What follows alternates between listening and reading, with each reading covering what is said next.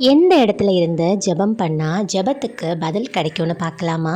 தானியேல் தன்னுடைய மேல் வீட்டறையிலிருந்து ஜெபித்தார். மோசே வனாந்திரத்திலிருந்து ஜெபித்தார். யோனா மீனின் வயிற்றுக்குள் இருந்து ஜெபித்தார். அன்னாள் தேவாலயத்தில் வந்து ஜெபித்தாள். எலியா கர்மேல் மலையிலிருந்து ஜெபித்தார். பவுலும் சீலாவும் சிறைச்சாலையிலிருந்து ஜெபித்தார்கள். இந்த ஜெபங்கள் எல்லாம் கேட்கப்பட்டதா? கண்டிப்பாக கேட்கப்பட்டது. சிறைச்சாலையும் வனாந்தரமும் எந்த காடாக இருந்தாலும், எந்த குகையாக இருந்தாலும், எந்த சிங்கக்கெபியாக இருந்தாலும் கண்டிப்பாக ஜெபம் கேட்கப்படும். எங்கே இருந்து ஜெபிக்கிறீங்கன்றது விஷயம் இல்லை.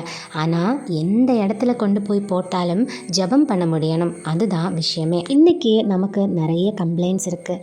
நான் இருக்கிற இடத்துல என்னால் ஜெபம் பண்ண முடியலை, நிறைய பேர் என்னை சுற்றி இருக்காங்க, இல்லை நிறைய ரீசன் இந்த மாதிரி நம்ம ஏதாவது சொல்லிகிட்ருப்போம். ஆனால் எந்த இடத்துல இருந்தாலும் கர்த்தரை மகிமைப்படுத்தவும் அவர்கிட்ட ஜெபம் பண்ணவும் தவறக்கூடாது. ஜெபம்ங்கிறத நம்ம அவர்கிட்ட பேசுகிறது, டைரெக்டாக ஒரு கான்வர்சேஷன் காட் கூட வைக்கிறது தான் ஜெபம். அந்த ஜெபத்தை என்றைக்குமே விட்டுறக்கூடாது.